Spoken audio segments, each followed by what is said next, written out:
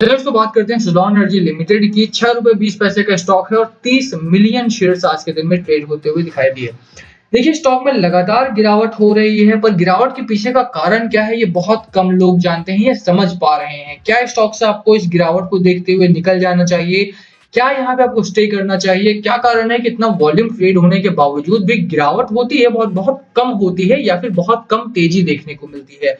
बात करेंगे इस वीडियो में कि अगर आप रुकते हैं तो क्या आपको मिलने वाला है, अगर आप छोड़ देते हैं इस स्टॉक को तो क्या आप लूज करने वाले हैं। चलिए शुरू करते हैं, बट उससे पहले अगर आप चैनल पे नए हो तो प्लीज चैनल को सब्सक्राइब कर दो and hit that bell icon ताकि आपको नोटिफिकेशन मिलती रहे। चलिए स्टार्ट करते हैं।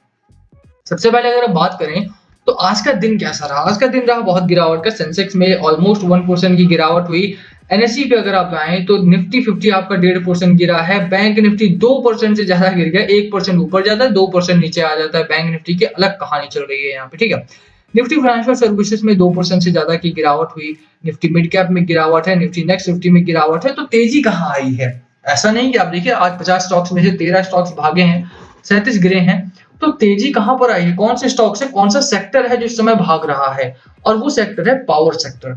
Power sector in the sense जो कि डायरेक्टली और इनडायरेक्टली तेलों से जुड़े हुए हैं। तेलों से जुड़े हुए स्टॉक्स जो हैं वो इस समय पर भाग रहे हैं। बहुत टाइम से 1 महीना हो गया, ऑयल इंडिया की वीडियो मैंने बताई थी और वो उस टाइम पे स्टॉक मिल रहा था अराउंड 190 के आसपास का। शॉर्ट टर्म का स्टॉक था। 1 वीक में 2 वीक में आपको 230 का टारगेट आ चुका है वहां पे, 230 रुपए का, ठीक है। बहुत सारे लोग सीरियसली लेते हैं, बहुत सारे लोग सीरियसली नहीं लेते हैं मेरी वीडियोस को। जो लेते हैं उनका पैसा बना है बहुत अच्छा। जो नहीं लेते हैं कोई बात नहीं, आप अपना न्यूट्रल में रखो पैसा, कोई दिक्कत वाली बात नहीं है। आपको कोई और अच्छा स्टॉक मिलेगा। अब देखिए यहाँ पे आज पावर सेक्टर में रैली आई। कहाँ पे? तेलों के बाजार में। Power grid, NTPC, Coal India, IOC, ONGC, Oil India, बहुत अच्छी रैली आई इन स्टॉक्स में। 7% भागा है ऑयल इंडिया यहाँ पे, जिसके मैंने बात की आपसे। गिरावट बाकी सभी स्टॉक्स में हुई, चाहे लार्ज कैप रहे हो, मिड कैप रहे हो, स्मॉल कैप रहे हो। अगर वो स्टॉक तेलों से जुड़ा हुआ नहीं था तो वहां पे गिरावट हुई।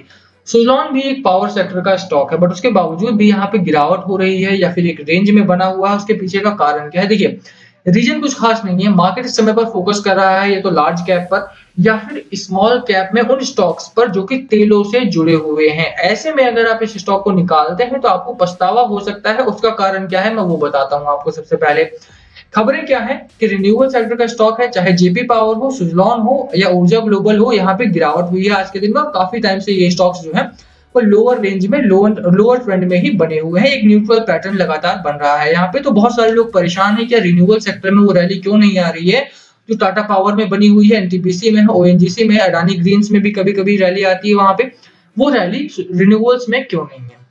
अब सवाल का जवाब ये है भाई साहब कि यहाँ पे देखिए सुज़लॉन जो स्टॉक है वो छोटा स्टॉक है और छोटे स्टॉक्स में रैली तभी आएगी जबकि सेक्टरल रैली आएगी। सेक्टरल रैली इस समय पर नहीं है। टेक्सटाइल सेक्टर के लिए गवर्नमेंट ऑफ इंडिया ने पीएलआई स्कीम जारी कर दी। 10,000 करोड़ की इन्वेस्टमेंट आई वहां से। बहुत अच्छा भागा आपका टेक्सटाइल सेक्टर। आलोक इंडस्ट्रीज हो गया, ट्राइडेंट हो गया, वेल्सपन इंडिया हो गया, अभी भी भाग रहे हैं ये स्टॉक्स। तो उसके लिए गवर्नमेंट ने काम किया, स्कीम आई, बहुत अच्छी चला स्टॉक मार्केट हमारा। उसके बाद बारी आई ऑटो मार्केट की, ऑटो सेक्टर की। ऑटो सेक्टर में भी लॉन्च हुआ। परसों नरसों गवर्नमेंट ऑफ इंडिया ने टाटा के साथ बड़ी डील की। टाटा इंडस्ट्री भागी बहुत तेजी से। तो सुज़लॉन में क्या है ऐसा कि क्यों नहीं निकल पा रही? सीधा सवाल जवाब यह है कि तेलों का बाजार अगर गर्म है तो मार्केट साइकिल पर लोग निवेश कर रहे हैं, मार्केट ट्रेंड पर लोग निवेश कर रहे हैं। इस समय जो स्टॉक है वो इग्नोरेंस में है। जेपी पावर हो गया, चाहे ऊर्जा ग्लोबल हो, चाहे ये वाला स्टॉक हो। तो करना क्या है आपको, हम उसकी बात कर लेते हैं। एक बड़ी अपॉर्चुनिटी भी है मेरे पास आपके लिए। आप देखिए सुज़लॉन में अगर आपने बाइंग कर रखी है ना तो सुज़लॉन आपको एक बहुत अच्छा रिटर्न दे सकता है। जितना आप सोच नहीं सकते हैं उससे ज्यादा का रिटर्न इस स्टॉक से मिलेगा। कारण क्या है उसके पीछे? कारण है ये खबर। चाइना में एवरग्रांड कंपनी का क्राइसिस देखने को मिला। चाइना आगे आया, एवरग्रांड को उन्होंने क्राइसिस से निकालने का फैसला लिया। फाइनेंशियल सेक्टर जो उनका है, फाइनेंशियल सिस्टम जो है उनका, वो थोड़ा सा अभी बुरी स्थिति से गुजर रहा है। चाइना बहुत बड़ी इकोनॉमी है, एशिया की लार्जेस्ट इकोनॉमी है और वहां पर अगर प्रॉब्लम्स आएंगी तो वो हमारे लिए एक बड़ा मौका हो सकता है। ये आपको ध्यान होना चाहिए। अब चाइना में एवरग्रांड का जब क्राइसिस आया तो हमारे इंडिया में कौन सा सेक्टर बढ़ा था?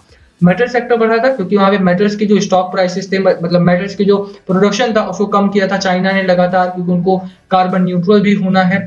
साथ ही साथ हमारे यहाँ पे मेटल्स के साथ साथ ऑयल सेक्टर को तो बढ़ा ही था बहुत तेजी से, और ऑयल प्राइसेस जो है वो इंटरनेशनल मार्केट में तेजी से बढ़ भी रहे हैं।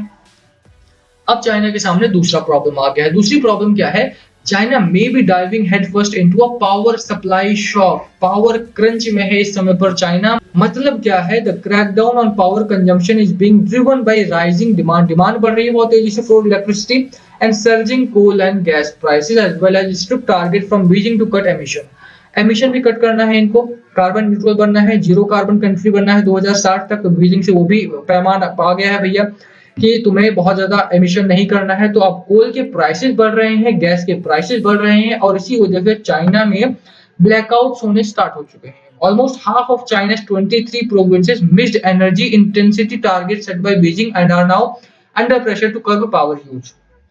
अब वहां पे क्या है कि पावर कम यूज करो भैया, इलेक्ट्रिसिटी कम यूज करो, या तो फिर ब्लैकआउट हो सकता है आपका।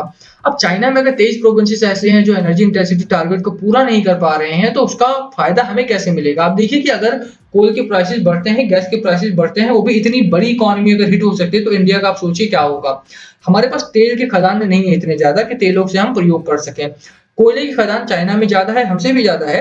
गैस का भी वही हाल है, हमारे यहाँ पे कम है कंपेयर टू दम, बट उसके बावजूद भी हम बहुत बुरी तरह से यूज करें। अब आपके सामने मौका ये है, क्योंकि renewable sector is going to be the next sector to grow, to get rally, और इसी वजह से सुजलॉन जो कि एक रिन्यूएबल सेक्टर का स्टॉक है आपके सामने, विंड एनर्जी में ये लोग काम करते हैं, एक अच्छा मौका है। फ्यूचरिस्टिक टेक्नोलॉजी में, फ्यूचरिस्टिक स्टॉक में आप निवेश करके बहुत अच्छा मुनाफा कमा सकते हो। अभी भले ही ना स्टॉक बढ़ रहा हो, बट आपको फ्यूचर की अगर आप सोचते हैं 2022, 2023 या 25 तक के कोई स्टॉक बाय करना चाहते हैं, स्लो मूविंग एवरेज में बाय कीजिए, स्लो बाय कीजिए, डिप्स ऑन बाय कीजिए, बाय ऑन डिप्स की स्ट्रेटजी के साथ बाय कीजिए, बट बाय कीजिए। यहाँ पे मौका अच्छा है। रिन्यूएबल्स में अगर वहां पे पावर क्रंच आ सकता है, तो इंडिया में भी आ सकता है। मौका पहचानिए आप। जो कोविड के बाद गिरावट हुई, वहां पे जिन लोगों ने पैसा लगाया, उन्होंने अपने पैसे को 10 गुना 20 गुना उस एक साल में कर लिया, और यही मौका है आपके सामने रिन्यूएबल्स में पैसा लगा के। मैं ये नहीं कहूंगा सुजलॉन में ही लगाओ, जेपी पावर में लगाओ या ऊर्जा में लगाओ, जो भी आपको स्टॉक पसंद आता है वहां पे लगाओ।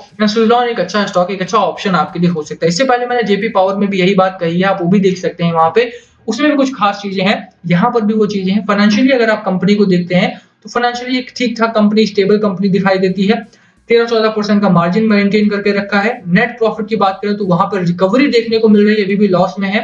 तो वो चीजें हैं जरूर यहाँ पे, but yes, this is the time to buy this stock. एक अच्छा स्टॉक है, खरीदारी करने की मेरी सलाह रहेगी। रेंज में जरूर है, पहले जो टारगेट आपका हो सकता है वो ये रेंज है 8 रुपए 60 पैसे का। यहाँ से ब्रेकआउट मिलेगा तो श्योरली स्टॉक आपको एक अच्छा रेंज बनाएगा। बट लॉन्ग टर्म के लिए अगर आप स्टॉक ढूंढ रहे हो जहां पर फ्यूचर डिपेंड करता है और वो आपको जो करोड़पति बना सकता है, ऐसा स्टॉक ये हो सकता है आपके लिए। कंपनी बहुत अच्छी है ये, इसमें कोई दो राय नहीं है। अभी समय खराब है, इसमें भी कोई दो राय नहीं है। तो अगर आप खरीदारी करते हो तो कम क्वांटिटी में खरीदारी करो, लॉन्ग टर्म का व्यू लेके खरीदारी करो, उससे आपको अच्छा खासा मुनाफा हो जाएगा। ठीक है, अब बात कर लेते हैं बाजार की। जैसे मैंने कहा कि मार्केट में बहुत तेजी से गिरावट हुई, सेंसेक्स में गिरावट हुई, निफ्टी 50 इस समय पर सपोर्ट ले रहा है 17,550 का। और अगर यहाँ से ब्रेकआउट आता है तो शॉर्ट टर्म के लिए मार्केट डाउनवर्ड जाएगा, और वहां से छोटे स्टॉक्स में, बड़े स्टॉक्स में गिरावट होती हुई दिखाई दे सकती है। इसीलिए थोड़ा सब्र करना, पेशेंस का गेम है स्टॉक मार्केट। पेशेंस बनाए रखें। खरीदारी कर रखी है आपने तो भी, नहीं कर रखी है, सोच रहे हैं खरीदारी करने की, तो भी पेशेंस रखना बहुत जरूरी है। एफआईआई की बात करें, कल बहुत अच्छी खरीदारी डीआईआई की तरफ से आई थी, बट एफआईआई इसने बिकवाली की थी। आज का मूड और मोमेंटम देख के यही लगता है कि आज ही मार्केट में बिकवाली हुई है। एक्सपायरी वीक है, वोलेटिलिटी आपको एक्सपेक्ट करके चलना चाहिए, डरना नहीं है, घबराना नहीं है, पेशेंस रखिए स्टॉक मार्केट में। प्रोबेबिलिटी आपके साथ है, यहाँ पे आपको नुकसान होने के चांसेस बहुत कम है। खरीदारी कर लो। बाकी लास्ट कॉल आपका होना चाहिए, बाय करना है, सेल करना है, होल्ड करना है, क्या है आपकी स्ट्रैटेजी, प्लीज कमेंट करके शेयर करना। वीडियो यहीं खत्म करते हैं। पसंद आए तो लाइक करना, चैनल पे नए हो तो सब्सक्राइब किए बिना मत जाना। Thank you for watching and yes, please comment below अगर कुछ पूछना हो तो। Thank you.